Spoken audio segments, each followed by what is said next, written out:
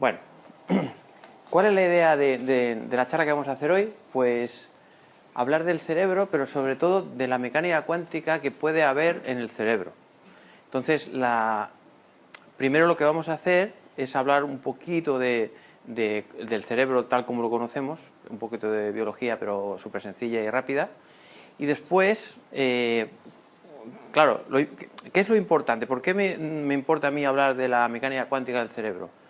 Bueno, es importante porque en la física clásica, la que no tiene en cuenta los efectos cuánticos, pues no es capaz de explicar el cerebro tal y como está hoy. O sea, hay intentos por parte de teorías como, no sé, modelos como redes neuronales o etcétera, que ya miraremos un poco, pero digamos que no ha conseguido explicar, por ejemplo, la conciencia, de dónde emerge, ¿no? Por lo menos hasta el día de hoy, ¿no? Entonces, hace un tiempo a un físico que se llama Penrose se le ocurrió intentar describir o empezar a acercarse a ver cómo podría ser la mecánica cuántica del cerebro si es que fuera posible. Eso fue en los años 90, ¿no? Y a partir de ahí generó una expectación porque al principio lo tomaban como un loco, pero después se ha ido viendo que tampoco, quizá tampoco esté tan loco, ¿no? Y entonces por eso, ahora es un campo bastante emergente lo de la mecánica cuántica del cerebro, y entonces por eso me ha apetecido contar un poquito de qué va. La historia es que lo que yo voy a hacer hoy es básicamente un acercamiento de la mecánica cuántica por un lado y del cerebro por otro, para que cuando os apetezca mirar por internet y leer cosas de la actualidad podáis más o menos entender un poco el asunto. Entonces, es lo que acabo de decir, miraremos a ver si hay efectos cuánticos o no y qué posibles implicaciones puede haber. Entonces vamos a hacer aquí unos cuantos números. A ver, el cerebro, bueno, esto de aquí es un modelo así más o menos poético del funcionamiento de las neuronas del cerebro, con las corrientes y tal. Y para hacer así unos numeritos, pues os puedo decir que actualmente se considera que hay unas 100.000 millones de neuronas interconectadas en un cerebro medio. La velocidad con la que fluye la corriente a través de las neuronas es de unos 100 metros por segundo. Eso quiere decir que podrían cruzar toda la diagonal en menos de 2 minutos, digamos, ¿no? Una señal de estas. O sea, realmente muy rápido. Luego, otra cosa que es fascinante de las neuronas es que, como ya veremos, tienen unas conexiones, unas dendritas, y podría parecer que se conecta a la siguiente o a dos o a tres, pero resulta que cada neurona puede interconectarse con otras, pues desde 5.000 hasta 50.000 vecinas, para entendernos. O sea, esto es una barbaridad. Entonces, si multiplicamos las neuronas que hay por las posibles conexiones que puede tener y hacemos un promedio, pues esto equivaldría a una red neuronal de, bueno, ya no sé ni cuántos ceros hay ahí. O sea, una red neuronal, ya veréis, ya os diré lo que es, pero es un modelo matemático para imitar el cerebro. Pues bueno, o sea, equivaldría a una red de esto. O sea, que esto es impracticable, porque una red neuronal actual, más o menos, pues podría tener, pues yo qué sé, no sé, 500, 1.000 conexiones, 2.000, no mucho más que eso, ¿no? Como ya os explicaré un poco el asunto. Bueno, esto es la descripción del cerebro, pero la idea es cómo funciona. Bueno, este es el dibujo que siempre pone en todos los sitios, en los libros de biología y en todos los sitios, vamos, que es, bueno, o sea, digamos, el núcleo. Esto es una neurona estándar, hay varios tipos, creo que hay como 25 tipos de neuronas, pero bueno, más o menos todas tienen un patrón similar a este. Si hay aquí un biólogo, igual me pega porque yo no soy muy entendido en neuronas. Pero bueno, básicamente podemos decir que este es el prototipo con el que se empieza a estudiar, ¿no? Bueno, tenemos un cuerpo, el núcleo, que se llama el soma, es eso de ahí amarillo. Las dendritas es donde se supone que entra la señal. Lo voy a decir aquí. Sí, esto es el axón, que es una especie de túnel, por decirlo de alguna manera, por donde circula la intensidad y luego, perdón, la intensidad, la supuesta corriente eléctrica, que ahora os diré un poco cómo es, y entonces luego se va por ahí, por estas ramas, y en cada uno de estos puntitos se conecta a otra neurona a través de lo que se llama la sinapsis. Y aquí hay un dibujito de cómo sería la cosa. Van entrando las señales por las dendritas, atraviesan el axón a unos 100 metros por segundo y fluyen hacia afuera. Entonces,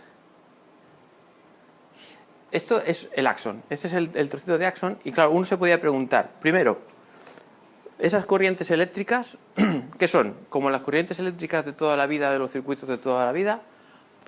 ¿O qué son? ¿Electrones que se mueven? ¿O moléculas? ¿O qué es lo que pasa por ahí? ¿Por qué me interesa eso? Porque si yo quiero saber la mecánica cuántica del cerebro, hombre, si tengo electrones, protones o moléculas, pues eso es el rango, vamos a decir, el rango donde se mueve la mecánica cuántica. Por lo tanto, es importante e interesante saber si ahí puede estar o no la mecánica cuántica. Bueno, no sé si alguien ha venido preparado, pues ya se supone que sabrá dónde puede ser que esté en una neurona los efectos cuánticos. Yo no lo voy a desvelar hasta que pase un tiempo, como una película esto, ¿no? No voy a decir dónde están supuestamente, o dónde se cree supuestamente que están los efectos cuánticos. En algún momento saldrá. De momento empezamos la investigación pues mirando aquí, en el axón o axón, no sé cómo se dice. Y vamos a ver lo que ocurre ahí. Vemos, si os fijáis, que, no sé si se ve bien desde ahí, que afuera está cargado positivamente, fuera de la célula, quiere decir, ¿eh? O sea, esto es fuera de la célula y esto es dentro de la célula, que es el axón, ¿no? Pues si os fijáis, está cargado positivamente y dentro negativamente. Pero entonces, algo ocurre que hace que cambie el signo de la carga que hay dentro. Entonces esto, por ejemplo, aquí se ve como ese sitio, eso que está señalado con una especie de compuerta, que cuando pasa la señal, pues resulta que cambia el potencial. Es decir, no sé si os fijáis que donde está eso amarillo, las cargas pasan a ser positivas dentro y negativas fuera. O sea, que lo que ocurre en una neurona cuando atraviesa esa señal no es que se estén moviendo cargas, esto es muy curioso, no es que se estén moviendo cargas de izquierda a derecha. Lo que ocurre es que las cargas se mueven, digamos, transversalmente al movimiento de la señal. O sea, entran o salen de forma que cambia la polaridad, que le llaman los bioquímicos. Cambia la polaridad de ese sitio y después cambia la polaridad del siguiente y luego del siguiente y luego del siguiente, y a efectos prácticos es como si algo se hubiera movido, digamos, y se mueve a 100 metros por segundo. Como una ola, eso. Ya lo decía la Lola Flores, ¿no era? Pero vamos a hacer aquí un simulacro. A ver, vamos a... Bueno, esto se irá repitiendo, lo dejo ahí que vaya fluyendo. No hagáis caso de estos movimientos, ahora lo explicaré. Suponed que esto de aquí para allá es el axón. Por tanto, el axón sería todo esto, y por aquí estaría fuera de la célula y por ahí fuera de la célula. Pero dibujo solo media parte porque con esto ya podemos ver un poco cómo funciona. Se supone que la señal va, por ejemplo, de izquierda a derecha, y entonces aquí solo estoy poniendo uno de los trocitos del axón, que el axón pues llegaría hasta 4 o 5 casas más para allá y otras 4 o 5 casas más para allá. O sea, solo estoy cogiendo un trocito en donde hay estas compuertas. Estas compuertas se repiten cada 2×3. ¿Vale? Cogemos estas compuertas y decimos, bueno, ¿qué pasa cuando fluye la corriente? Bueno, pues si os fijáis, aquí hay 3 tipos de partículas.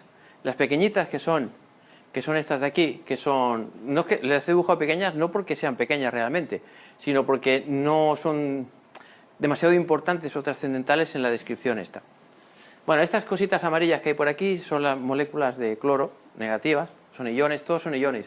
Iones quiere decir que la molécula, el átomo original se le ha quitado o se le ha puesto un electrón de más, para que sea positivo o negativo el resultado, ¿no? Bueno, pues la cuestión es que aquí hay pelotitas amarillas, por allí también hay pelotitas amarillas, y he puesto unos números que evidentemente son groseros, pero he puesto unos números fáciles para que entendáis qué es lo que está pasando. Imaginad que aquí, antes de que pase la señal, pues hay 20 cloros negativos, ¿vale? 20 cloros negativos, 20 cloros. Lo que pasa es que está negativo, por lo que he dicho, que está ionizado. Aquí está todo el mundo ionizado. ¿Sabéis por qué están ionizados? Porque si no están ionizados, entonces les cuesta más ser empujados por fuerzas eléctricas. Cuando una pelota está cargada negativamente o positivamente, puede ser empujada por una fuerza eléctrica. Si no está cargado positivamente o negativamente, lo tiene más difícil. Pues bien, 20 cloros aquí y 8 allí. ¿Qué quiere decir con esto? ¿Que hay 20 aquí y 8 aquí? No, quiere decir simplemente que he puesto unos números redondos para jugar un poco, para que veáis un poco el proceso. Pues bien, evidentemente hay más carga negativa amarilla aquí que allí y no varía demasiado. Alguna se puede colar por aquí, una de estas, por ahí por la membrana, pero bueno.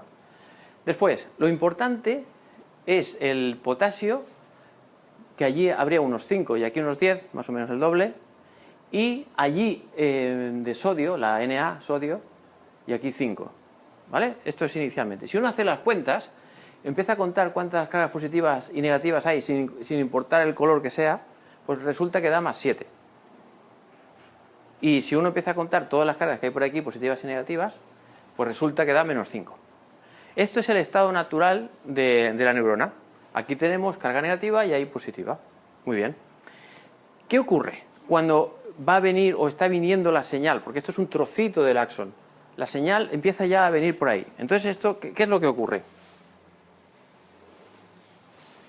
Pues lo que ocurre es que se va a abrir una compuerta, esto se llama la compuerta de sodio. ¿Por qué? Pues porque hace entrar el sodio. La cuestión es que se ha cerrado, ha pasado en sodio y fijaos que ahora esto es positivo y eso es negativo. O sea, al contrario.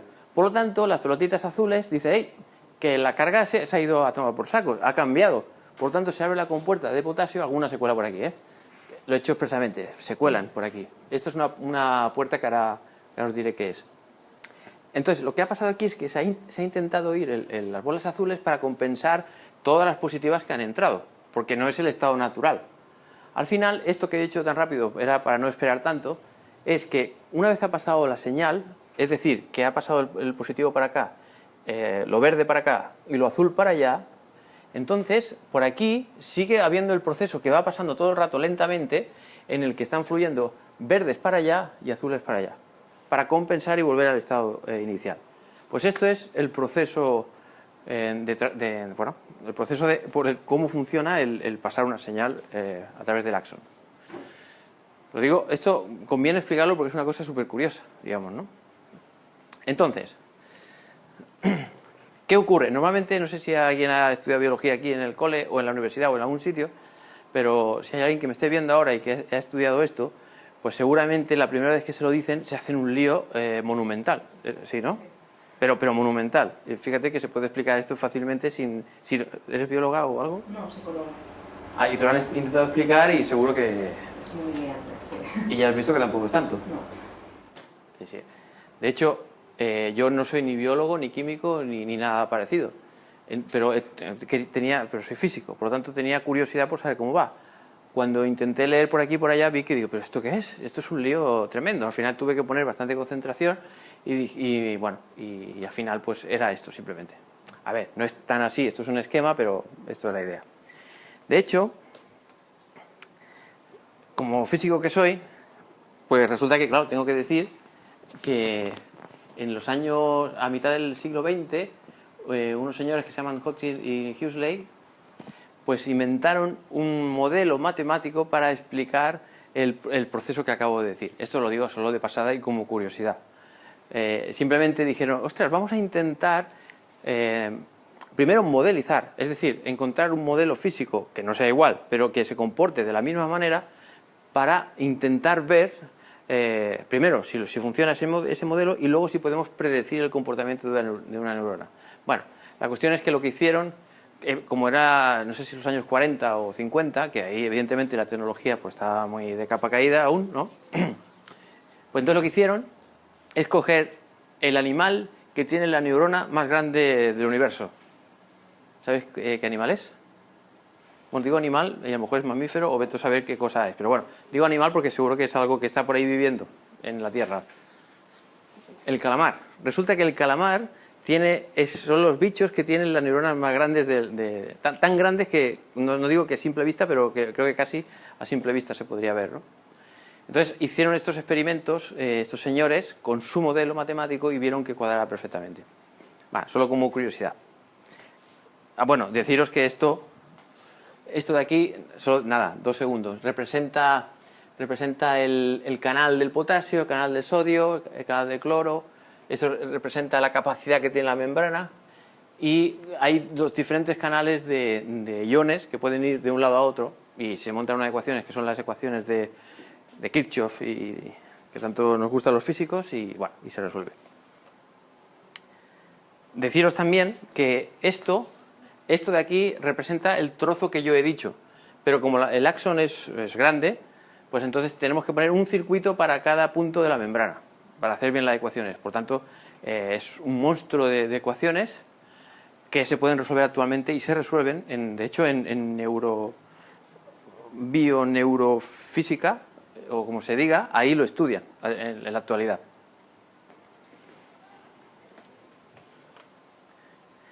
Deciros también, porque si estamos hablando de cerebro y de neuronas, os tengo que decir, nada, dos segundos del modelo matemático que se utiliza en inteligencia artificial, que es intentar modelizar una neurona. Esto hicimos aquí una charla sobre redes neuronales que está en internet, o sea que si ponéis introducción a las redes neuronales para no expertos, pues podéis ver todo el funcionamiento de una neurona artificial. Una neurona artificial simplemente es un modelo matemático que intenta emular a una neurona de verdad. Aquí en vez de señales entran números, aquí hay pesos que nos dicen la importancia de cada una de las patas, aquí se suma todas esas señales, igual que ocurre en una neurona de verdad, las dendritas. Aquí si supera un cierto umbral la señal o el número, pues entonces se emite señal.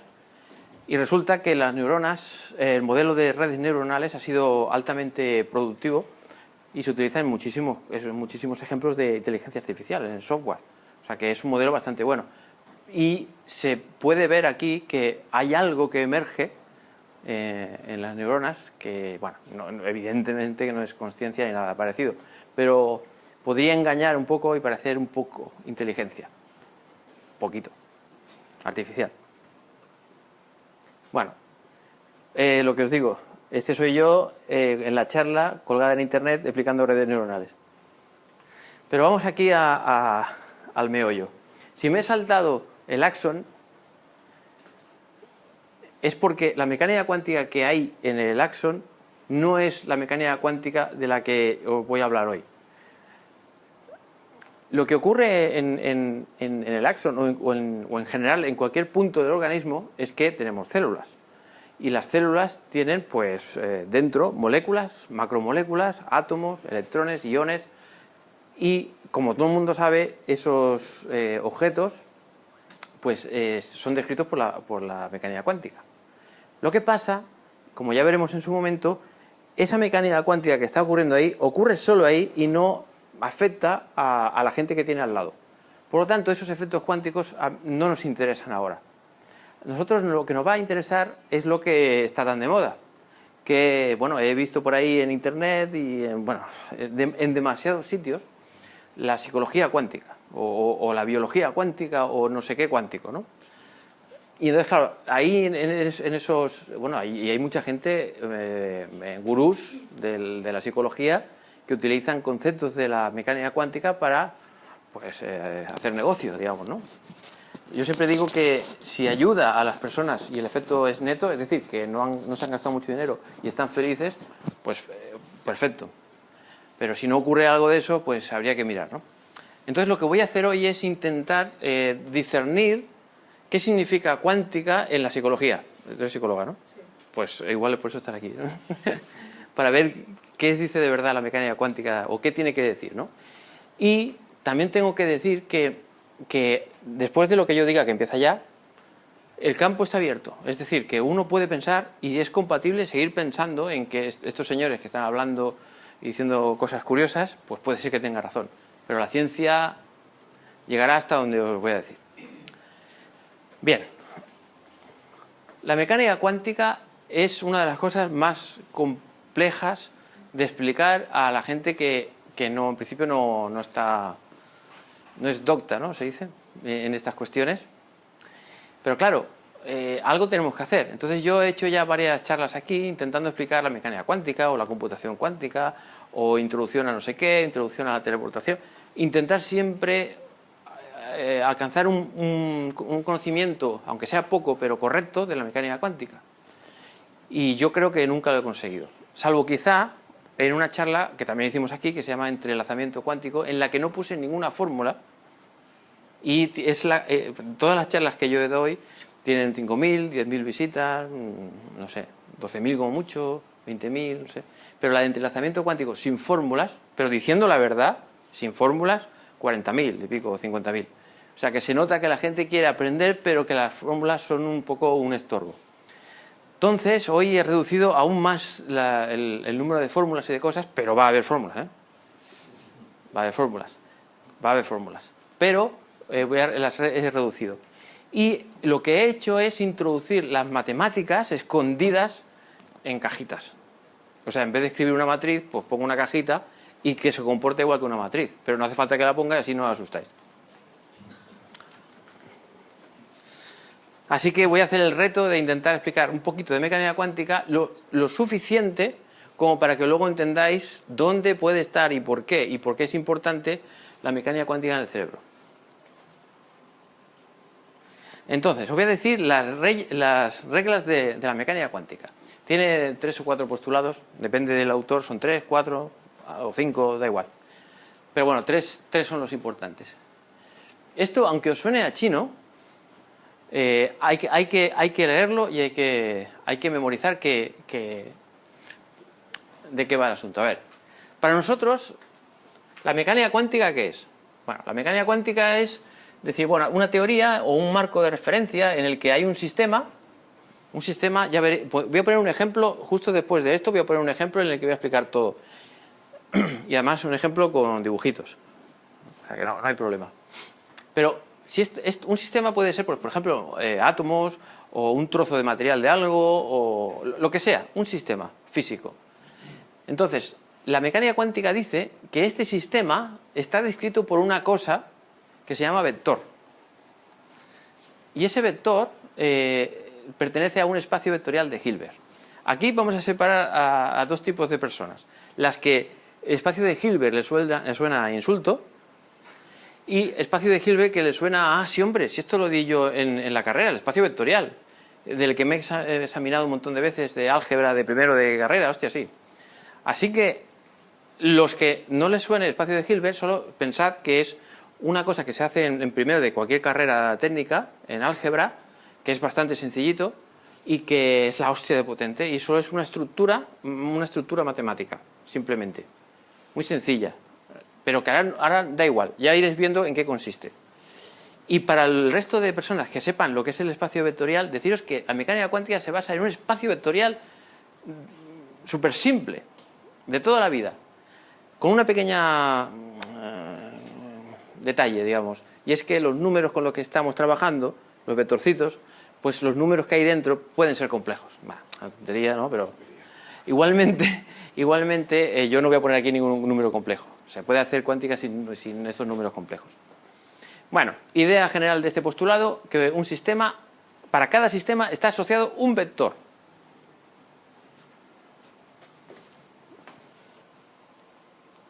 Postulado 2. Insisto que pondré un ejemplo después, ¿eh? Si tenemos un sistema antes y un sistema después, cuando el tiempo pasa, el cómo cambia el estado se describe con una operación que se llama U normalmente y que es una transformación unitaria. A ver, lo de transformación es que se transforma, es una transformación lineal, para los que entiendan, pues sí, efectivamente es una transformación lineal, o sea que se puede expresar como una matriz. Es decir, que si quieres ver cómo va a cambiar el estado, simplemente lo tienes que multiplicar tu estado inicial, que es un vectorcito que se estudia en primero de carrera, por una matriz y tienes otro vector, que es el estado final. Para los que no, simplemente pensad que esta cosa inicial, que no se sabe bien qué es, pero lo sabéis enseguida, para saber qué va a ser después, hay que operarla o multiplicarla o tener en cuenta una cosa que se llama U, que es una transformación unitaria. Una transformación unitaria es lo de unitario, la transformación está claro porque transforma, y unitario es que mantiene la longitud del vector, el módulo del vector. Y el módulo del vector en mecánica cuántica tiene que ser 1, por cuestiones de probabilidad, porque la suma de todas las probabilidades tiene que ser 1, tiene que ver con eso. O sea que es una transformación que mantiene las probabilidades.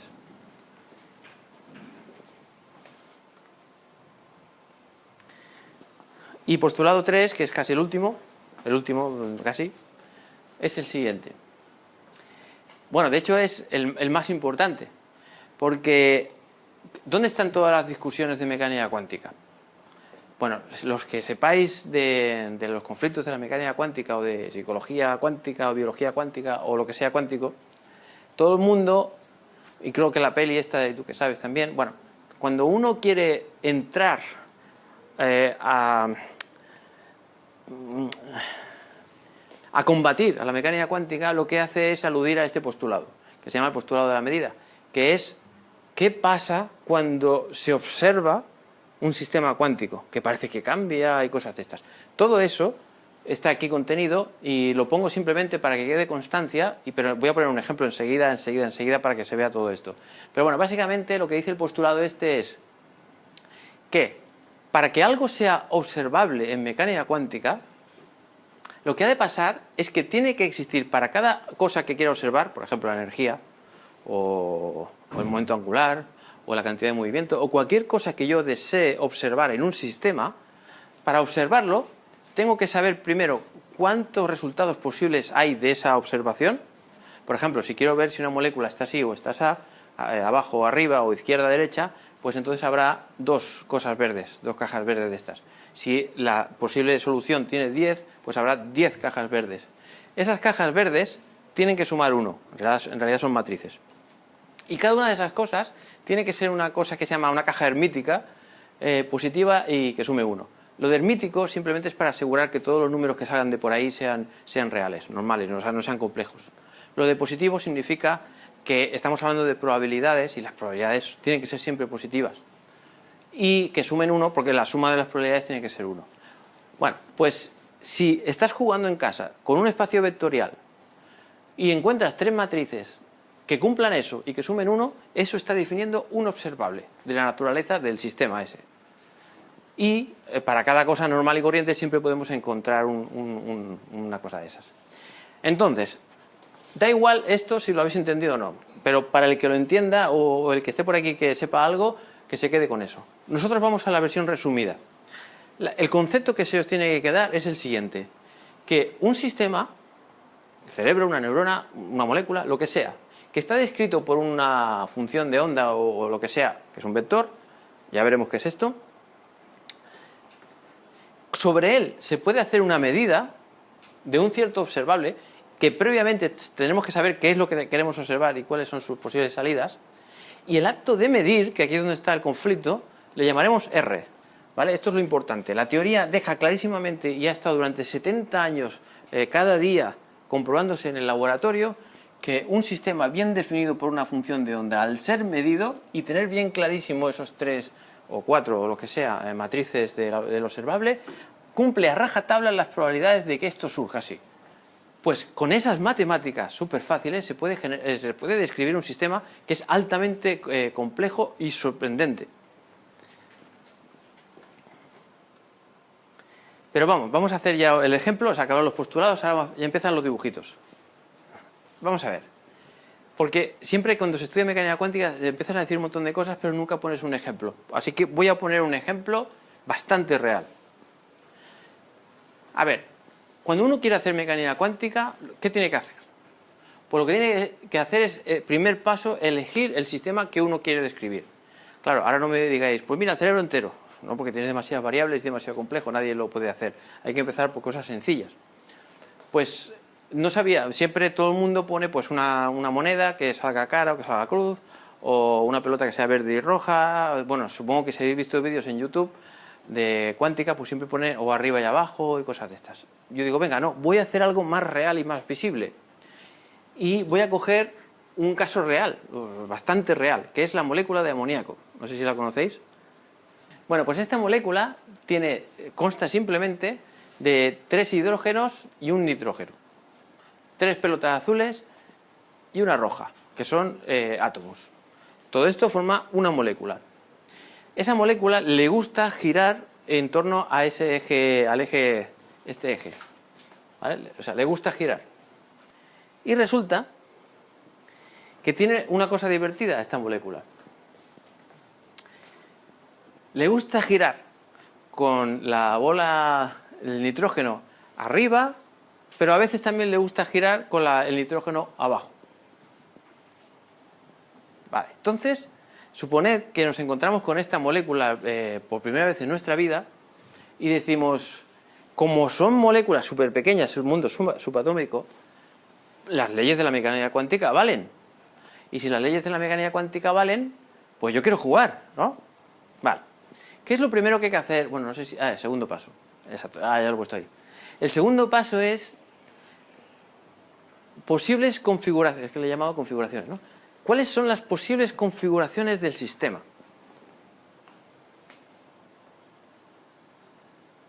Bueno, mi pregunta es muy chorra, así que por favor...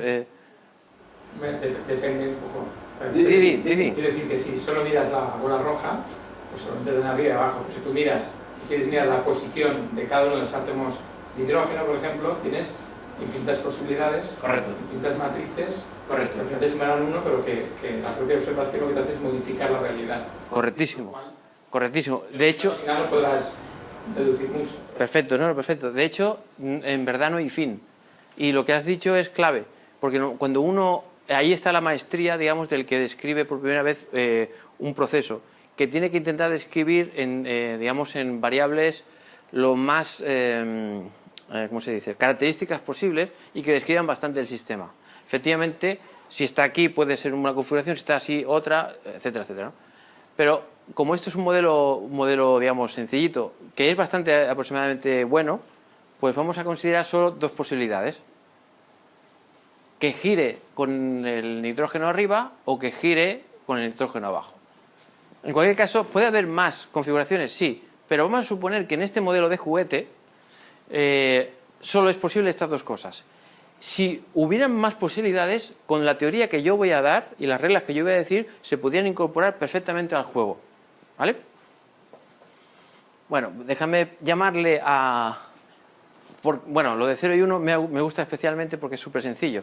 Si tengo que decir algo binario, pues le voy a poner los números binarios, 0 y 1, que me gustan más. Y además sé que hay un informático por aquí que le gustará los ceros y los unos. Pues le voy a poner a esta cosa, le voy a decir que se encuentra en el estado 0 y a esto en el estado 1. ¿Le podría haber llamado Pepe y María? Por supuesto. Estar en 0 implica necesariamente que es imposible estar en 1 y estar en 1 significa que es imposible estar en 0. Eso se podría hacer una traducción de vectores ortonormales. Bueno, ortogonales. Lo de normales es que el módulo vale 1. Bueno, lo que sí deciros es que en matemáticas, para decir que dos vectores son ortogonales, quiere decir que su producto escalar está 0. Vale. Entonces, bueno, lo he puesto así porque me gusta más bonito, ¿no? Porque digo, venga, ya que vamos a hacer este modelo con dibujitos, voy a ponerlo en 3 dimensiones para que se vea claramente que esto no es lo mismo que mirarlo de otra manera, que alguien podría pensar. Si yo le doy la vuelta a eso, estaría girando al revés. No es lo mismo, ¿vale? Es la misma molécula, pero con estados diferentes. Bueno. Ya tenemos el... ¿Se ha abierto? Aún no se ha abierto, ¿no? O sea que solo va pasando el tiempo. Vale. Bien. Ya tenemos en el sistema, tenemos las configuraciones del eso, y ahora, ¿qué nos falta? El tercer postulado, que es la dinámica, el por qué esto se va a mover o se va a dejar de mover. Que, por cierto, hago un inciso, deciros que entender todo esto hará que lo que venga al final de todo, que es de aquí 20 minutos o por ahí, ya venga fresco y suelto. Bueno, o intentaremos que sea menos. Bueno, igualmente estará en internet, colgado, o sea, no hay problema. Vale.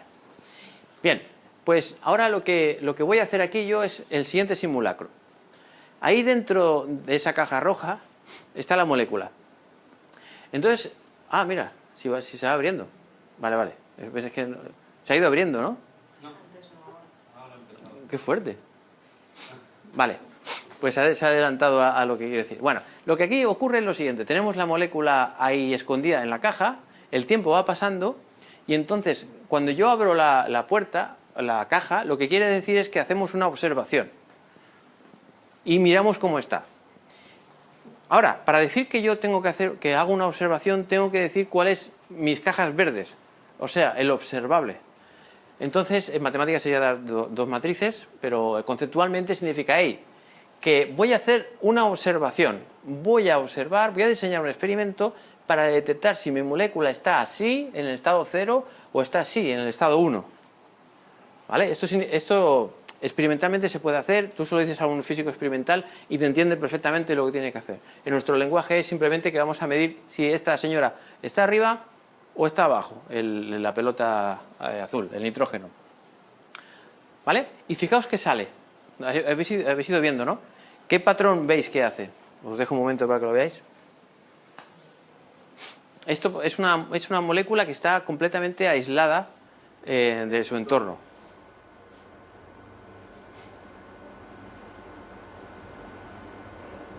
¿Cuál es el patrón?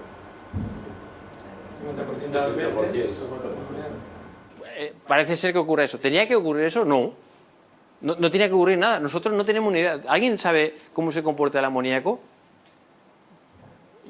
Yo tampoco, ¿no? Entonces yo estoy haciendo un experimento. Le cogí el amoníaco y ahora hago esos experimentos y me da esto. Pues de momento no sé postular la dinámica del sistema. Es decir, cómo se va a mover ni por qué. Así que tendré que hacer algún experimento más. Veamos. Voy a hacer, ya aquí viene la magia, voy a hacer sobre el mismo sistema, pasa que ahora bueno, no sé por qué no le he puesto un stop yo a esto, espérate. Ah, mira, vale. Hasta que no le dé yo no saldrá, ¿no? Bien. Vale. ¿Qué diferencia veis con respecto a lo que yo he hecho antes? Que ahora el observable, lo que yo quiero medir es lo mismo. Mirad en lo verde. Antes era, bueno, esto, arriba y abajo, 0 y 1, y ahora es esta cosa rara. Veamos. Le llamo A y le llamo B a estos dos estados. Ahora voy a hacer una observación o una medida, es hacer una pregunta de sí, no, si es de dos posibilidades. ¿Estás así o estás así? Matemáticamente yo he puesto la suma de los dos estados y la resta. Bueno, lo de raíz de 2 es un detalle técnico que ahora da igual. Quedaros con la copla de que aquí he puesto la suma y aquí la resta de los estados. Esto es la primera cosa que tiene que sorprender, bueno, si no es que, bueno, seguramente ya estaréis sorprendidos hace tiempo, pero esto es aún más sorprendente porque sabemos lo que quiere decir estar en 0, sabemos lo que quiere decir estar en 1, o sea, con el pelota arriba, pelota abajo, pero ¿qué quiere decir estar en 0 más 1? O en 0 menos 1, que es más raro aún con un menos. Postulado 1. Un sistema físico se describe con un espacio vectorial. Y yo sé que los vectores, pues los puedo sumar, los puedo restar, puedo hacer cosas de estas, ¿no? Esto es así. O sea, es el primer shock. O sea, superposición de dos estados a la vez. Basado en el postulado 1, que si una cosa es un vector, otra cosa es otro vector, la suma o la resta también es un vector, por lo tanto la mecánica cuántica te deja hacer eso. ¿Y esto qué quiere decir a efectos prácticos? Pues quiere decir que no es ni arriba ni abajo, sino una mezcla, y esto es también arriba y abajo, pero otra mezcla, porque aquí hay un menos. Bien, pues resulta que digo, vale, pues voy a preguntar, ahora voy a hacer otra pregunta que es separado, junto. A es separado, B es junto. ¿Y por qué digo separado y junto? Porque he hecho este dibujo así. Evidentemente no tiene nada que ver con separado ni junto, porque esto nadie sabe lo que significa. He hecho aquí un dibujito, he hecho que se mueva un poco con el ordenador para divertirme, pero nadie tiene ni idea de cómo es eso más lo otro. Nadie sabe lo que es sumar dos vectores, restar dos vectores y hacer un dibujo. Nadie. ¿Pero por qué trabajan todos los físicos con estas cosas cada día y va todo bien? Porque los físicos les han dicho, y a mí el primero, no os preocupéis, esto es un espacio vectorial. Vosotros sabéis álgebra, ¿no? Sí, pues ya está, ir haciendo. Mientras sigáis las reglas de los postulados y eso, podéis encontrar la solución a todos vuestros problemas de mecánica cuántica. ¿Qué le ocurre a un alumno cuando se encuentra en la carrera ante esto? Dice, ¿pero esto qué es? ¿Qué significa 0 más 1? Y bueno, eso es un bucle hasta que al final te dices, mira, voy a dejarlo aparcado, voy a probar la carrera y después ya me centraré en filosofías de qué puede significar o dejar de significar. Y al final te das cuenta de que no significa nada.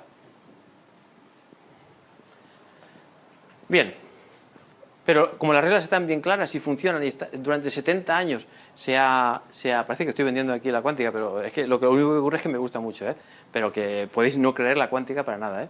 Pero 70 años lleva sin fallar, ¿eh? Bien. Pero lo increíble de esto no es que le puedas dar una estructura matemática, lo increíble es la interpretación que das a eso. Exacto. Y espérate que no puedo inventar las matemáticas que quieras, pero si físicamente no nos lo tragamos, digamos, que es lo difícil de tragar esto, porque es difícil, lo estás diciendo ahí que están en los dos sitios a la vez. Estás diciendo que están en los sitios a la vez. Aunque eso de los sitios a la vez, luego lo aclaramos. Vamos a ver, estás enseñando este estado intermedio, ¿no? Pero ese estado intermedio no se puede ver. Correcto. Por eso, sí. Esto es cuando observamos ya cuando lo vamos. Sí y no. Pero eso es una pregunta típica y por eso, pues, ¿qué hace la gente cuando quiere enseñar cuántica en plan divulgativo? Pues siempre hacen moneda arriba, cruz, cara, 0, 1, que es justo lo que yo he puesto antes, el monigote así o el monigote así. Y entonces este tipo de ejemplos no lo ponen nunca, pero esto también puede ser. Me explico. Hagamos una cosa. Todo el mundo de acuerdo que esta pregunta no es la misma pregunta de antes. La pregunta de antes era pelota azul arriba, pelota azul abajo. Esa era la pregunta. Ahora la pregunta es ¿suma o resta? Que le he llamado separado o junto, no sé. Eso es algo poético, lo que sea, eso. Evidentemente no se puede ver, ¿vale? En principio. Pero ahora resulta que abro la caja y entonces, como yo le he hecho la pregunta, esto es lo importante, como yo le he hecho la pregunta separado junto o AB, como yo le he hecho esa pregunta y el postulado 3 lo he cumplido a rajatabla, tengo mis cajitas verdes que cumplen todas las propiedades, os lo aseguro, todo es fantástico. Como yo he cumplido las reglas, atención, esto es lo fantástico, la molécula de amoníaco dice, bueno, quien sea me ha preguntado sobre si estoy en el estado A y en B. Son hermíticos esos operadores, son positivos y suman 1. Y yo soy un espacio vectorial de dimensión 2, no tengo más remedio, estoy obligado por ley a responderle o A o B. Eso es la mecánica cuántica. Y entonces aquí, en este caso concreto, ¿qué ocurre? Por cierto, ¿os habéis dado cuenta de lo que pasa? Esto yo lo sabía de antemano, yo no lo sabía.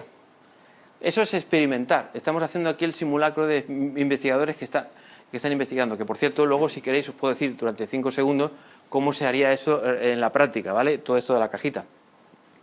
Pero decimos, claro, al ver esto tenemos que saltar de un bote y decir, ostras, resulta que cuando la molécula está en una superposición 0 más 1, es estable.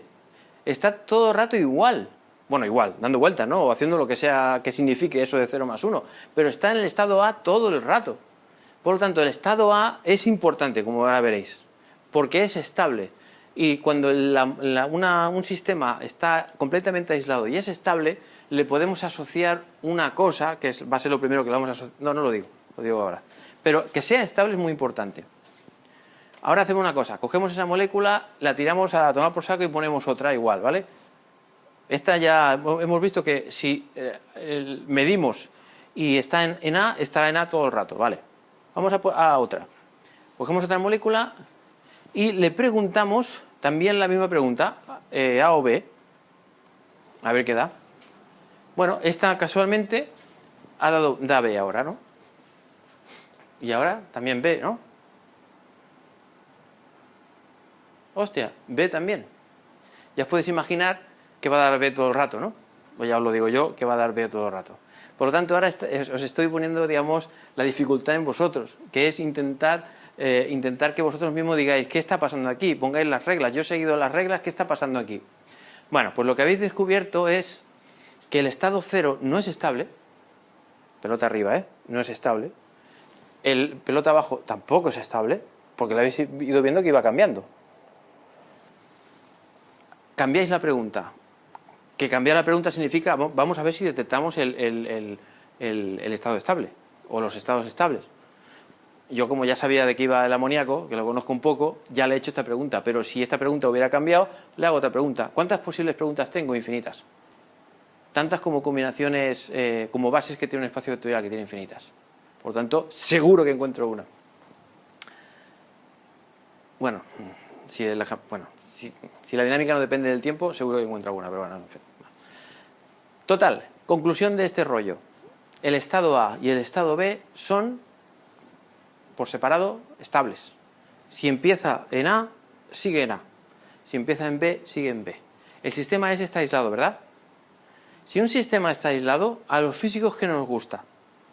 Decir, vamos a ver, si yo estoy aquí haciendo un observable y veo que este estado permanece estable, le tengo que asociar, y esto es lo que ocurre realmente, le tengo que asociar un valor a ese observable, ¿no? ¿Ese observable qué es? Que levante la tapa y haga A y luego B, pero tengo que darle algún número o decir algo, ¿no? Aquí. Y es cuando viene, lo estoy exagerando, no es tan así, pero es para que veáis un poco, digamos, quitándole el misterio a los físicos y a la física. Lo que haría un físico es decirle, bueno, no pasa nada. Como este sistema está aislado, esta molécula de amoníaco no interacciona con nada más en el universo, porque lo he diseñado yo así, en la cajita que no toca a nadie. Sí. Vale, está aislado. Y como siempre permanecerá en A o siempre permanecerá en B, postulo que el estado A tendrá una energía y el estado B otra energía. Quizá la misma o quizá diferente. Y esto está metido a mano, porque los físicos creemos que existe algo que se llama energía y que en un sistema completamente aislado y que no cambia con el tiempo, debe haber algo del sistema que tenga que ver con la energía y que se permanezca constante. Y esto está metido a mano. De hecho, fue Schrödinger, de alguna manera, su ecuación de Schrödinger, parece que no tenga nada que ver con esto, pero en realidad la ecuación de Schrödinger, que tiene que ver con el tema de la energía y una onda y un estado de no sé qué, bueno, a través de ahí metemos a mano la creencia, por parte nuestra de los físicos, que existe una cosa que se llama energía que permanece constante cuando el sistema es aislado y no cambia. Pero eso es a mano. Lo que pasa es que uno dice, bueno, pero espérate, vamos a hacer una cosa. Pero ¿y los valores de la energía de eso? Vale, tú dices que crees que hay una cierta energía, ya acabo, ahora hablaré del cerebro. Hay una cierta energía ahí, pero ¿cuánto vale esa energía? Tú te puedes inventar que hay energía, pero ¿que cuánto vale? Pues resulta que hay un procedimiento maravilloso, que es lo que hace cada día en los laboratorios los físicos, que es, coge una molécula.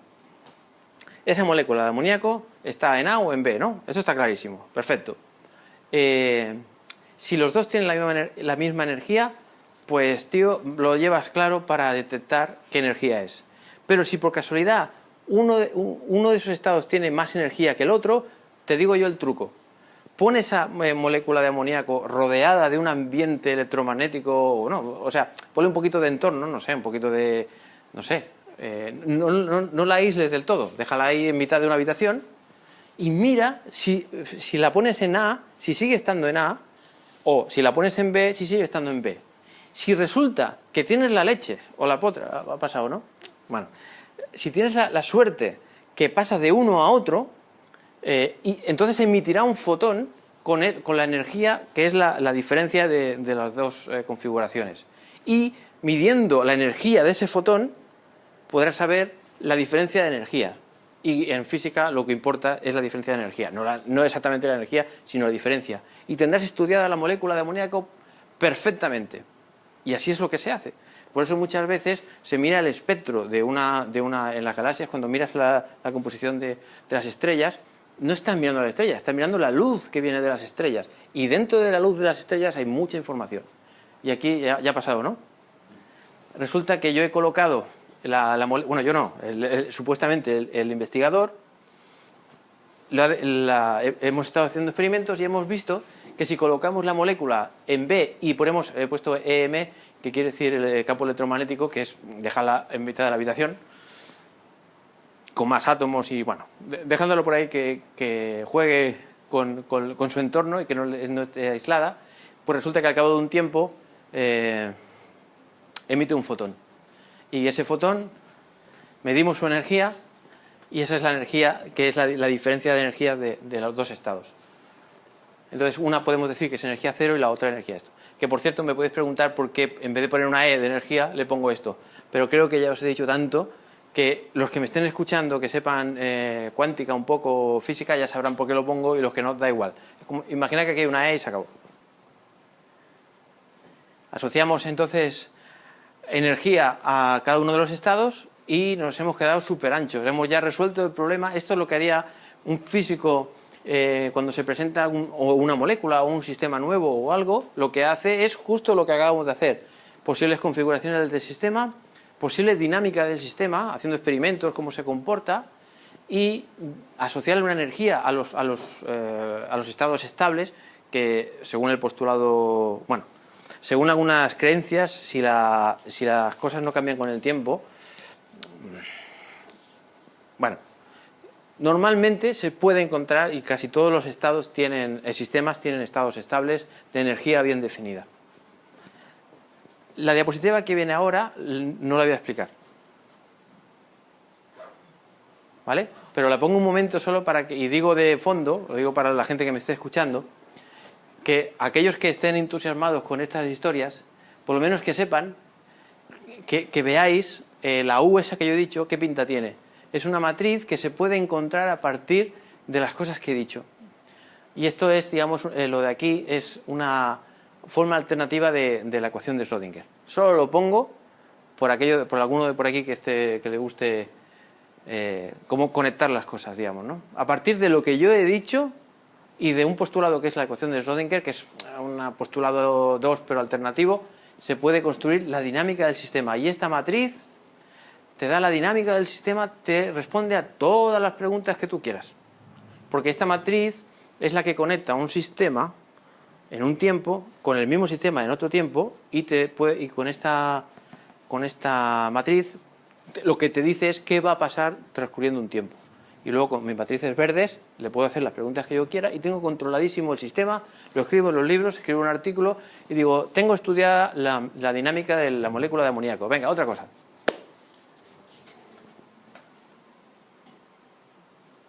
Bueno, simplemente que quede constancia de estas cosas. Simplemente, sistema, la U significa que evoluciona el sistema sin que nosotros hagamos ninguna medida, y R significa voy a abrir la caja para ver qué pasa, ¿vale? Quedaos con estas letras. U, evolución temporal sin que yo haga nada. R, yo, el ser humano, el experimentador, abre la caja, o sea, observa. Es la R, reducción. Entonces, uno podría decir, vale, o sea que todo el rollo que nos has explicado del amoníaco, ¿por qué no se aplica a la molécula, al ion este de sodio, a las bolas esas que yo he puesto en el Axon? ¿Eso no son moléculas? Bueno, son átomos, pero bueno, son cositas, ¿no? Pelotitas pequeñas, ¿no? En las que vale la mecánica cuántica. ¿Por qué has pasado completamente del Axon? ¿Me estoy explicando la pregunta? ¿No? ¿Sí o no? Porque es el entrelazamiento lo que ha roto todos los esquemas. El nuevo concepto de entrelazamiento, bueno, nuevo no, que lleva bastante tiempo, pero me refiero que lo que hace espectacular, lo que yo os acabo de decir es la hostia, ¿vale? Pero lo que hace ya la rehostia, la mecánica cuántica, es el entrelazamiento. Entonces, el entrelazamiento es lo suficientemente complejo para explicarlo que os reenvío al vídeo de la charla de entrelazamiento cuántico. Si lo pones en YouTube, entrelazamiento cuántico es lo primero que sale, el centro de David, digamos, ¿no? Con mi cara y todo, explicando el entrelazamiento cuántico sin fórmulas. Por tanto, para explicar el entrelazamiento cuántico de verdad, podría estar un rato largo. Así que no lo voy a hacer. Solo voy a decir una cosa de un par de minutos. Pero es eso precisamente lo que utilizan los ayudantes de la psicología humana, ¿no? Que utilizan la cuántica. Bueno, espero que vosotros no utilicéis la cuántica. Pero bueno, no me respondáis. No, vale. Si no voy a salir hostiado yo aquí. Vale. Pues es el entrelazamiento lo que hace que hayan surgido toda esa, digamos, masa de la psicología, que si tú puedes cambiar las cosas, te entrelazas con no sé quién y entonces puedes hacer cosas. Bueno, todo eso que ha surgido de Internet, de todas estas cosas, del Deepak Chopra, bueno, esta gente, es por el entrelazamiento cuántico. Por tanto, no puedo seguir sin decir dos palabras del entrelazamiento cuántico. Y con nuestra querida molécula de amoníaco. ¿Qué quiere decir con la molécula de amoníaco que esté entrelazada? Bien. Hemos dicho que el postulado 1, ¿no? Ya sé que la mitad no sabe lo que quiere decir, pero que lo he repetido varias veces, que la mecánica cuántica te dice que el sistema puede ser descrito por un vector de un espacio vectorial. Ok. Pues entonces, yo como soy muy listo, pues digo, pues mira, te vas a fastidiar, voy a hacer ese vector. Que es lo que hizo Einstein. Einstein, el tío era la leche de inteligente y estaba en contra absolutamente de la mecánica cuántica, porque decía, esto no puede ser, la famosa frase de Dios no juega a los dados y todo eso, ¿no? Pero precisamente fue Einstein por lo listo que era, y por lo en contra que se puso de la mecánica cuántica, que obligó al resto de la comunidad a ponerse las pilas y ha formado la base de la mecánica cuántica tan poderosa y fuerte, precisamente porque fue atacada por Einstein, ¿no? Y Einstein, digamos, es famoso por la relatividad y todo eso, pero también súper famoso y súper importante por un artículo que sacó entre los años 30 y 40, no recuerdo bien, que se llama La paradoja EPR, que no voy a explicar, pero que tiene que ver con el entrelazamiento. Fue Einstein el primero que dijo, hey, chicos, vamos a ver, me estáis diciendo postulado 1 no sé qué de un espacio vectorial, postulado 2 no sé qué de una U, medidas y tal, vale. Si todo esto que estáis diciendo es cierto, entonces yo me puedo inventar perfectamente, no lo dijo así, lo dijo de forma equivalente, ¿eh? Yo puedo coger, inventarme un vector, el que a mí me da la gana, mientras sea del espacio de Hilbert, y entonces, si eso es verdad, lo que ocurre es la hostia. Esto no se lo cree nadie, lo que ocurre si ese vector es así. ¿Qué quiere decir ese vector de ahí? Fijaos, la pelotita esa que hay ahí se llama producto directo, la cruz esa, la rosca esa, se llama producto directo, que lo que quiere decir es que si tienes dos moléculas de amoníaco, una estará aquí y la otra está aquí. Esto es estar en la Tierra y esto en la Luna o en Marte o en Andrómeda. En cualquier sitio lejano puede estar, ¿vale? Aquí tendremos nuestra molécula de amoníaco y aquí también, y está tapada para que no la veamos y que no se observe, por lo tanto, que evolucione tranquilamente y tal. Molécula de amoníaco de la izquierda, molécula de amoníaco de la derecha. Esto, si fuera solo este el estado, quiere decir que esta señora está para arriba y esta para arriba también, lo de azul para arriba, la molécula del átomo de nitrógeno. Pero, como dice que es una superposición cuántica con esta otra posibilidad, significa que si por lo que sea esta señora está con esto para abajo y esta también tiene que estar para abajo. ¿Entendéis lo que significa esto? O sea, esta superposición significa que o están los dos para arriba o están los dos para abajo, pero que no puede ser que estén para abajo y para arriba. Por lo tanto, que están como conectados, ¿no? Entonces, vamos a hacer medidas para comprobar si es verdad esto o no. Esto es una de las primeras cosas que dijo Einstein. Uy.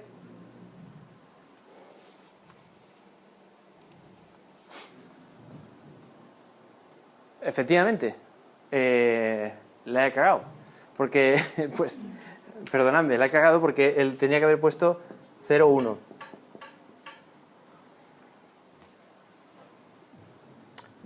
No, por eso parece que lo he hecho con prisas. O sea, ha salido al revés, ¿no? Bueno, en vez de 0,1 pensad que yo lo he... Será posible. Mira que estaba saliendo bien y me he equivocado.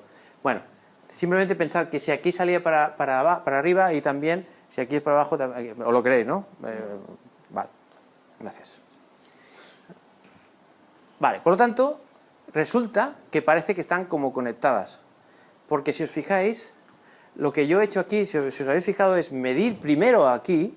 O sea, están las moléculas de amoníaco que por lo que sea están entrelazadas en ese estado, ¿no? Y están separadas a una distancia muy grande. Si mido solo aquí y me da para arriba, automáticamente aquella también está para arriba. Y si miro aquí y resulta que está para abajo, automáticamente esa está para abajo, ¿vale? Esto es lo que explica todo el mundo con el entrelazamiento. Pero ojo, esto también pasa con las cosas normales aquí en la Tierra sin cuántica ni rollos. Yo me pongo de acuerdo contigo y digo, mira, yo de la mano para abajo y tú para arriba y ahora vete que no te vea nadie. Me mira alguien a mí, tengo la mano para abajo, pues él para arriba. ¿Hay cuántica aquí? No, esto es una chorrada. Por lo tanto, Einstein no fue tan tonto como para decir que era eso. No, el entrelazamiento es mucho más. Por eso os invito a que miréis el otro vídeo que tengo ahí colgado. Y para hacer un poco de luz de lo que significa lo que voy a decir, atención. Pregunta, que eso es lo que dijo Einstein. Si el sistema está preparado de esa manera, si yo aquí en vez de medir 0 o 1, arriba o abajo, mido A o B, ¿os acordáis? Separado junto, ¿aquella qué hará? Aquella no sabe si yo le voy a preguntar a A o B o no sabe qué le va a preguntar. Nadie sabe qué le voy a preguntar, ¿no? El sistema está preparado así. Se pueden haber puesto de acuerdo por algún mecanismo, cuando estaban juntas, por ejemplo, que se pusieran de acuerdo. Oye, si tú estás para arriba, yo me pongo para abajo, ¿vale? Se van y cuando yo pregunte, pues tal. Pero ¿qué ocurre si yo decido cambiar la pregunta? Y pregunto si está en A o en B, separado o junto. ¿Qué hará aquella?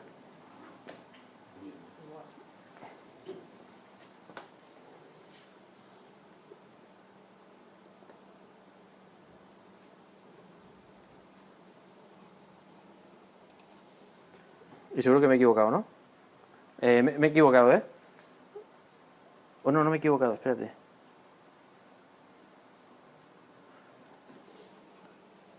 No me he equivocado. Resulta que cuando... O sí que me he equivocado. Bueno, ahora no sé si me he equivocado o no, porque ahora ya, como me he equivocado en uno, ahora no sé si es una cadena, pero resulta que lo que ocurre es que aunque yo cambie, quedaos con esto, que aunque yo cambie de pregunta, la otra responde, digamos, de tal manera como si se hubieran puesto de acuerdo. Y eso ocurre para cualquier pregunta que yo pueda hacer, lo cual supera cualquier posibilidad de haberlo preparado de forma clásica. Clásica quiere decir no cuántico. Y esto lo dijo, se llama paradoja EPR, y lo presentó como una paradoja a Einstein porque dijo, es que esto no puede ser. Pero resulta que luego se ha visto que sí que puede ser y que la mecánica cuántica es lo que se llama no local, que tiene como acciones a distancia extrañísimas y esta es una de ellas. Bueno, pues si queréis saber más sobre eso, mirad el vídeo. La cuestión es que el entrelazamiento es lo que puede hacer conectar al cerebro entero, y ahí es donde viene ya la última parte de todo este rollo, puede hacer que el cerebro se interconecte de alguna manera, se entrelace a grandes distancias y que acciones de aquí influyan en acciones de aquí del propio cerebro. Por eso, toda esta gente ha empezado a decir, hostia, pues vamos a hacer una peli y vamos a hacer un libro y cosas de estas, ¿no? Vamos a explicar que el cerebro es la hostia y todo eso. Vale. Solo deciros que hay una mala noticia. ¿Por qué no vemos esas cosas tan raras del entrelazamiento? Pues porque resulta que cuando las cosas están aisladas, sí que puede ocurrir que se mantenga esa especie de entrelazado mágico, ¿no? Pero cuando lo depositamos en una habitación donde hay ruido, donde hay otras moléculas, otras historias, se destruye ese entrelazamiento porque de alguna manera, y esto es una controversia actual que aún no se ha sabido decir por qué, lo que ocurre es que las partículas que hay rodeando al amoníaco, para entenderlo, ¿no? Los dos amoníacos que están entrelazados, hacen como de observadores, de alguna manera, y entonces hacen como medidas y destruyen el entrelazamiento. Y entonces, pues actualmente se está intentando por todos los medios y se ha conseguido entrelazar dos átomos a unas ciertas distancias o fotones y se ha conseguido bastantes cosas, pero bueno, cuesta horrores de hacer eso, es muy difícil. Entonces en el cerebro, ¿qué pasa en el cerebro? ¿Es fácil entrelazar cosas en el cerebro? Cuando el cerebro tiene, ya he visto las pelotitas que tiene, yo solo he dibujado 20 o 27, no sé cuántas he dibujado, pero tiene millones de pelotas por ahí pegándose golpes unas con otras. ¿Eso no puede ser que desentrelace las cosas? O sea, esto de la cuántica, para mí que mucho de entrelazamiento no puede haber. Responderemos a esa pregunta enseguida. La cuestión, lo que os digo, La decoherencia se llama, decoherencia es la destrucción del entrelazamiento. Y ya por fin viene la parte final, que es dónde se cree que actúa la mecánica cuántica, o dónde hay posibilidades de que actúe la mecánica cuántica en el cerebro. Bueno, pues resulta que esto es la neurona, estos son las dendritas, esto es el axón, y ahí estarían las terminaciones con los sinapsis, esto es el soma. Bueno, pues resulta que por aquí dentro, como en todas las moléculas, están las estructuras estas que se llaman microtúbulos. Los microtúbulos no son solo de las neuronas específicos, sino que son, digamos, por así decirlo, las tuberías o los cimientos, las vigas de muchas de las células vivas, ¿no? Del hombre, iba a decir hombre o mujer, del hombre, de los perros, de cualquier animal, digamos, ¿no? Cualquiera que me oiga que sea biólogo me va a pegar una hostia, ya me entendéis. Lo que digo es que no es solo de las neuronas, sino de cualquier célula que se precie. Todas tienen los microtúbulos.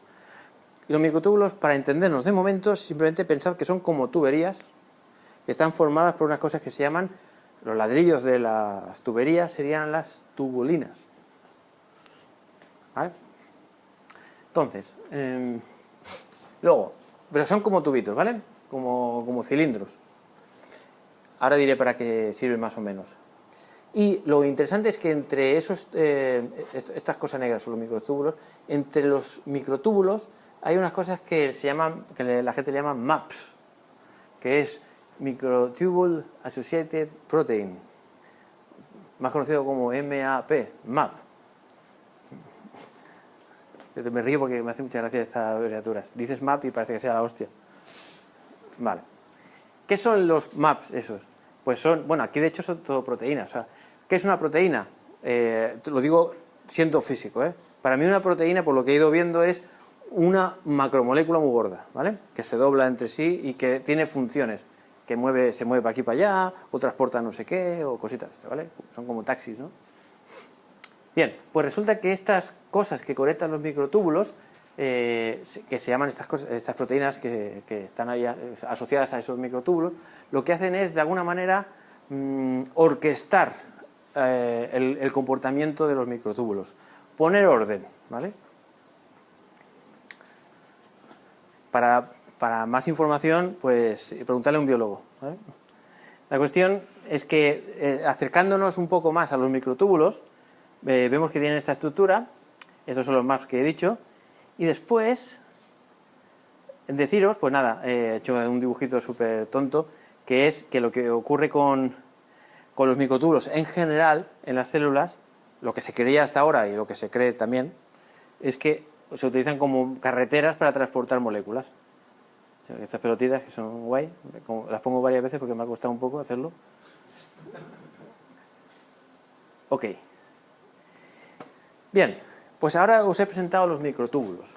Entonces, ¿por qué los microtúbulos pueden albergar esperanza para la mecánica cuántica? Por cierto, lo de la esperanza es que si realmente al final se demuestra que la mecánica cuántica, que somos cuánticos, es la leche. Porque con lo divertida que es la cuántica, pues hostia, hacer psicología cuántica de verdad debe ser la hostia interesante. Incluso me pondría a hacer yo la carrera ya, ¿vale? Pero cualquier cosa que sea cuántica es divertida, las cosas como son. Bien. Vamos, este resumen es importante para ver un poco cómo está el asunto. Mecánica cuántica ya sois expertos porque ya os he dicho cómo se hace con el amoníaco, que es como se hace en esencia con cualquier sistema cuántico, ¿vale? Por lo tanto ya sois expertos. Sois tan expertos que sabéis que lo que significa la U, que significa una transformación que es la evolución en el tiempo de un sistema. Sabéis lo que es la R, que es hacer una medida, o sea, observar un sistema para preguntarle algo, un observable para que nos responda. Y SR, ¿sabéis lo que es? Subjective Reduction, reducción subjetiva. Bueno, es una manera de decir R o SR. O sea, R, ¿qué es?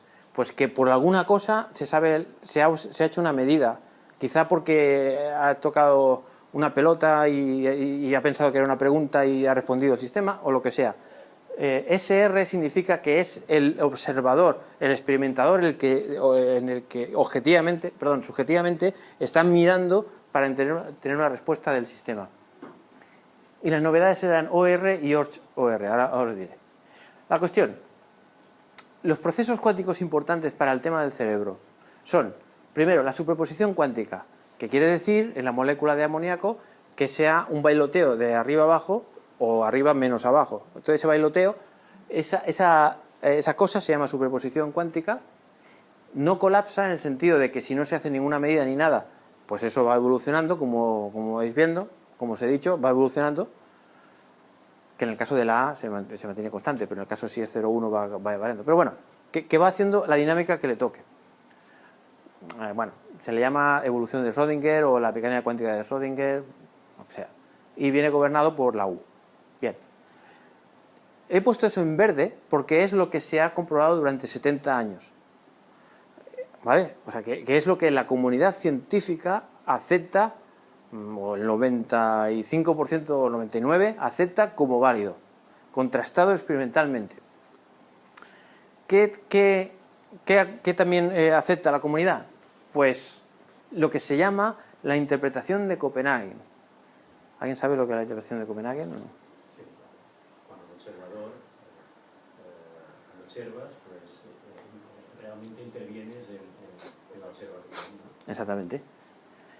O sea, la interpretación de Copenhague, que es la primera que se dio en los años 30 o por ahí, bueno, que se dio pero tampoco se dio, pero bueno, no entramos en cuestiones históricas, pero que es lo que, por dejadez, de momento se ha dejado, porque ya os podéis suponer que la mayoría de físicos, cuando empiezan con esto de la mecánica cuántica, es, hostia, si la mecánica cuántica es solo estos postulados y tal, pues yo ya soy un experto en mecánica cuántica, porque lo aplico, me funciona de maravilla, y se dejan de filosofías de qué significa esto, pero quién está observando, si funciona de maravilla.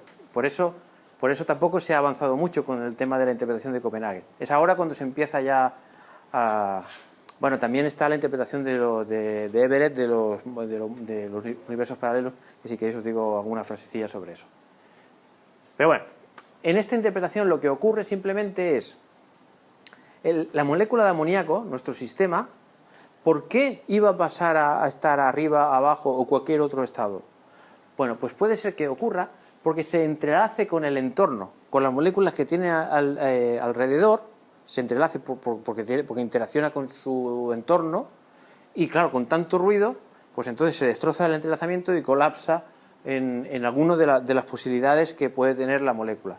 Eso es lo que se llama, bueno, pues la decoherencia por un lado, o puede ser que sea, digamos, se entrelace con el aparato de medida que se llama, que es observarlo. Bueno, da igual. La cuestión es que podéis leer sobre eso, con todo lo que os he dicho ya podéis más o menos ver que se puede entender este asunto, que es hacer una medida o entrelazarse con el aparato de medida, o la decoherencia, que es con el entorno que lo destruye el entrelazamiento. Bueno, esto se llama reducción o reducción subjetiva, SR o R.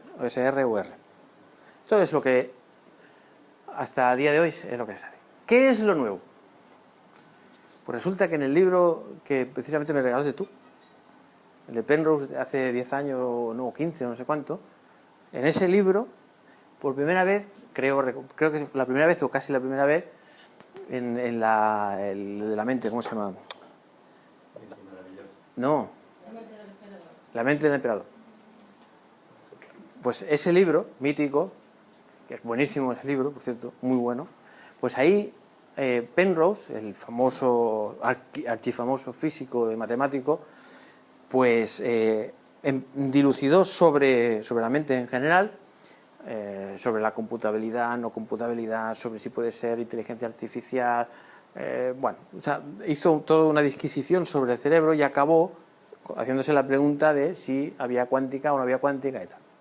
Y fue en ese libro cuando empezó a dilucidar lo que él le llamó OR, en contraposición a SR, que es reducción subjetiva, pues no, reducción objetiva, digamos, ¿no? Entonces, la paranoia es bastante grande. Yo solo lo digo en plan frase, y aquí no quiero hacer ni dibujos. O sea, digamos bueno, por cierto, he puesto negro y rojo como diciendo que no es verde. Es decir, que esto está en pleno bullicio, y desde que Penrose dijo eso en 1994, pues estos 20 años que han pasado, pues ha empezado a decir, oye, que no, pero que sí, pero que esto no puede ser, porque tal. Y se le ha añadido otro investigador más del campo de la salud, que es Emerhoff, y entre Emerhoff y Penrose forjaron, digamos, lo que se llama ORG, que es reducción objetiva orquestada, digamos, que ahora diré las líneas generales de eso, ¿no? Bueno, pues estos dos señores empezaron a resurgir toda esta historia de la mecánica cuántica en el cerebro, en los microtúbulos, y como es normal y siempre ha pasado, todos los demás físicos pues han dicho, no, hombre, pero esto no puede ser, porque el cerebro, como a ellos les gusta decir, es mojado y ruidoso, que son las armas letales del entrelazamiento, ¿no? Esto no puede ser. Bien, ahí ha empezado la guerra y por tanto esto está en rojo o en negro por la sencilla razón de que se está empezando a hacer teorías, especulaciones y aún no se ha podido medir y en eso estamos. Por tanto, a partir de aquí, lo que yo vaya a decir ahora no se puede contrastar, ¿vale? Perdón, no se ha contrastado, de que se pueda o no se pueda, pero esperemos que sí. Bien, pues lo que dice Penrose, así en su teoría, digamos, OR, en su libro del 94, viene a decir algo así como... Tenemos el amoníaco, ¿eh? Pongo el amoníaco porque es nuestro amigo de esta tarde, ¿no? Vale, tenemos el amoníaco. Entonces el amoníaco vamos a ponerlo en una superposición cuántica, por ejemplo, en el estado A, lo de la suma, por decir algo. ¿Os parece bien? Que es esa especie de tembleque arriba-abajo. Por tanto, está en una superposición cuántica, arriba y abajo, en el nitrógeno, ¿no? Entonces, si nosotros le queremos hacer una pregunta, una medición, que sea, por ejemplo, la más fácil, que es arriba-abajo, cuando nosotros le hagamos la pregunta, la observación, el sistema, el amoníaco, ¿qué nos dirá? O arriba o abajo, ¿no? Dependiendo, ya habéis visto que dependiendo del momento en que le preguntes, porque va cambiando. Y los más espabilados, si os acordáis de la diapositiva que he puesto, la U, que se veía una exponencial imaginaria con un tiempo, eso es una cosa alternante, y entonces eso quiere decir que va pasando de 0 a 1, ¿no? Pero bueno. Lo que dice Penrose es lo siguiente. Si usted tiene una superposición cuántica, señor amoníaco, eso se puede mantener en el tiempo, esa superposición, hasta que llegue un momento en el que, atención, la diferencia de energía gravitatoria entre los dos estados sea tal que supere un cierto umbral y entonces colapse en uno. O sea, lo que está diciendo Penrose es, como toda la masa es en realidad energía, y la energía deforma el espacio-tiempo alrededor del objeto, pues cada digamos, configuración tiene una energía, una energía que deforma el espacio-tiempo de una manera. Y entonces, cuando la diferencia de esas energías es pequeña, se puede mantener. Pero cuando por alguna razón alguna de las energías supera lo que él le llama la energía suficiente como para que sea un gravitón, en fin, esto es un poco paranoico, quedaros con que la diferencia entre energías es suficientemente grande, entonces colapsa. O en arriba, o en abajo, o en lo que sea. Esto es lo que se llama reducción objetiva. Objetiva por el hecho de que yo, como observador, puedo estar tomando un café mientras colapsa. ¿Por qué ha colapsado? No porque yo haya mirado, sino porque ha habido una diferencia de energías gravitatoria. Bueno, esto es un poco... Yo personalmente creo que él ha introducido esto, primero porque, aunque parezca así un poco raro, es plausible, pero además porque es uno de los mayores expertos vivos de relatividad general, de Einstein. Domina como... Bueno. Eso es lo que decía Einstein de los valores ocultos, ¿no? Es esto. No, esto es otra cosa. O sea, lo que decía es que la materia en sí tiene unas propiedades independientemente de que yo la observe o no. Sí, pero lo que está diciendo aquí el Penrose es otra cosa. Está diciendo que cualquier sistema, cualquier configuración del sistema tiene una energía, como todo el mundo, ¿no? Y entonces, esa energía, si supera la otra energía, o hay un desfase de energías, pues entonces colapsa en uno o en otro. Este sistema era estable desde el principio. Si es estable no colapsaría, pero Sí, por eso, pero es que ellos, digamos, lo describen de una... Sí. Habéis aguantado 1 hora y media, que es mucho, ¿eh? A ver, perdona. Sí. Entonces, gravitación cuántica, por tanto, esa diferencia de energía debe ser infinitamente pequeña. Un gravitón. Yo me lo digo, tocando 10 elevado a menos. Sí, sí. ¿Cuánto? Pero todo esto no está numérico, está hablado. O sea, esto, o sea, es... No, no se ha encontrado. O sea, Que va, que va. No, esto es, digamos... Pero ojo, yo no digo ni que sí que no, simplemente os lo estoy describiendo, yo no defiendo aquí nada. Lo único que defiendo es que la mecánica cuántica es súper divertida, nada más, ¿eh? Y lo verde, dicen por ahí que es verdad, pero si pasado mañana resulta que no es verdad, pues más divertido será buscar la nueva teoría, ¿vale? O sea, esto para mí es un juego muy divertido. No estoy defendiendo ni una cosa ni la otra. Y bueno, y la cosa aquí es que resulta que lo más bestia de todo es que Penrose dice, bueno, espérate, ¿dónde puede ser que esté la consciencia? ¿De dónde emerge la consciencia? Entonces, claro, el libro de la mente del emperador, ahí se pasa pues, bueno, una eternidad de páginas describiendo todo tipo de cosas, que si Gödel, que bueno, o sea, un barrido de todo, de todas las posibilidades, ¿no? Y al final intenta de alguna manera argumentar, claro, resumir eso ahora sería bastante complicado, pero lo que dice es que tiene que la mente, para que, o sea, la mente es esencialmente no computable, que le llama él, como Gödel, digamos, ¿no? Por lo tanto, con una serie de argumentos, digamos, la mecánica clásica, normal y corriente, no podrá nunca describir la consciencia. La cuestión es que a mí eso no sé si me interesa o no, no lo sé. La cuestión es que está ahí.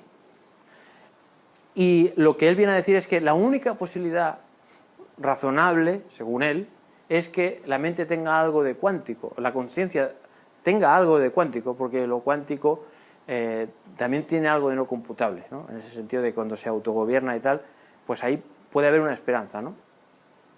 Los microtúbulos tienen esta pinta y resulta que cada cosita de esas puede estar en una superposición cuántica, porque son proteínas que tienen diferentes configuraciones. O sea, por eso os he explicado y he elegido el amoníaco, no porque sí. Tienen, digamos, dos configuraciones, la alfa-tubulín y beta-tubulín, digamos, ¿no? Ahora, ¿qué ocurre? Y aquí es donde viene ya, si me permitís, los últimos 5 minutos, ¿no? Porque yo podría acabar la charla aquí diciendo, bueno, como tenemos aquí en los microtúbulos, por todas las propiedades que os he dicho hace un momento, que es un sitio importante en la neurona, que se transmite información, que está bastante aislado, que bla, bla, bla, bla, pues entonces podemos acabar aquí diciendo, mira, hay superposición cuántica, por tanto, qué guay y tal, ¿no? ¿Eso son proteínas, esto? Sí. Entonces, las proteínas tienen muchos átomos. Sí, sí, sí. Entonces, ¿hasta dónde llega la cuántica? ¿En cuánto número de átomos se coherente y deja de validar la teoría? Exactamente. Precisamente... Porque son proteínas, correcto, millones y millones de átomos. Correcto. Teilhard, un físico inglés creo que es, pero bueno, es un físico actual, digamos. Lo primero que hizo en los años 90, cuando salió el libro, es hacer un artículo que se llama La de coherencia del cerebro o así, que lo publicó en una revista en el que desmontaba todo eso y decía cosas parecidas a lo que me estás diciendo, que esto es demasiado grande, demasiado ruidoso, que esto no tiene ni pies ni cabeza. Pero han salido otros artículos bastante recientes, también publicados y aceptados en revistas internacionales, no puestos en la web de alguien, no, publicados en revistas serias que no están de acuerdo con eso. Pero luego otro por aquí, otro sosteniendo que sí, otro sosteniendo que no, y el debate está servido. Pero es que precisamente lo más maravilloso y que me va al pelo de lo que me has preguntado es que resulta que existe una posibilidad para cosas gordas. Existe una posibilidad, esto es lo más maravilloso con lo que quiero acabar la charla de hoy, porque precisamente con tu pregunta hubiera quedado un poco tramposo, ¿no? Porque esto es demasiado gordo para que sea cuántico, ¿no? El ruido lo destrozaría todo enseguida, ¿no? Resulta que una de las cosas con las que se ha agarrado Penrose y Emerov es, atención, con la computación cuántica topológica, que es una de las cosas nuevas que ha surgido estos últimos años, que es la leche. La computación cuántica es la hostia, pero la computación cuántica topológica es ya el sumum, digamos, ¿no? Entonces, evidentemente, no me voy a poner a explicar computación cuántica ahora, ya es tarde, pero sí que hay alguna charla en la que lo expliqué en su momento las bases. Pues resulta que la computación cuántica topológica es eso, pero es tan bestia que ella misma elimina la decoherencia. De hecho, la computación cuántica topológica lo que dice es que en vez de una tubulina, solo una tubulina, podemos trabajar con muchas de ellas, y lo que sería el qubit, o sea, es decir, el 0 y el 1 de la computación cuántica, aquí serían configuraciones globales del sistema, que es mucho más robusta de cara a la decoherencia. Entonces, para haceros una idea de lo que significa la topología y cómo la topología puede ser importante, os voy a decir una cosa divertida. Si yo doy la vuelta a esta mesa y yo digo que he dado una vuelta, aunque yo la dé un poquito más así o un poco más así, topológicamente hablando, mientras le dé la vuelta, topológicamente hablando, todas las vueltas que yo haga serán iguales. Topológicamente hablando. Porque lo que importa es, digamos, la forma, ¿no?